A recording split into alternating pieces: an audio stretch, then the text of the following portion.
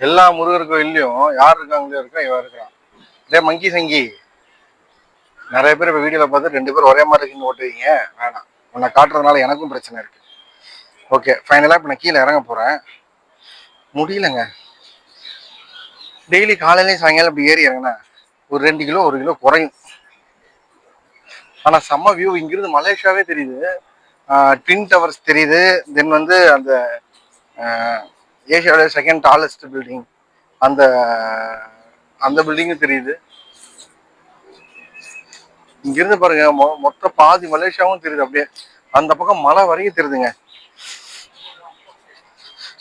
இறங்குறது ஈஸியா இருக்கு, ஜாலியா இருக்கு. ஏறுறதுன்னா செம டயர்டா இருக்கு, முடியல. ஸோ அந்த மலை உண்மையிலேயே சூப்பரான இடம். மலையை மிஸ் பண்றேன். எல்லாரும் மலேசியா தான் கண்டிப்பா, நீங்க ஹிந்துவோ முஸ்லீமோ கிறிஸ்டினோ அது இல்லை விஷயம். இந்த இடம் வந்து நல்லா இருக்கு. லொகேஷன் வியூ பார்க்க சூப்பரா இருக்கு. ஒரு நல்ல ஒரு எக்ஸ்பீரியன்ஸ்னு கூட சொல்லலாம். எல்லா வகையான மக்களையும் மலேசியால பார்க்கலாங்க.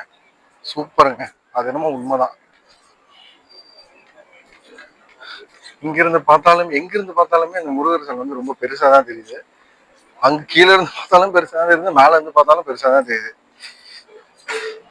நம்ம டூரிஸ்ட் கைடு பாருங்க, யாரு பெத்த புள்ளையோ நம்ம கூட வந்துட்டு தனியா போய்கிட்டு இருக்காரு.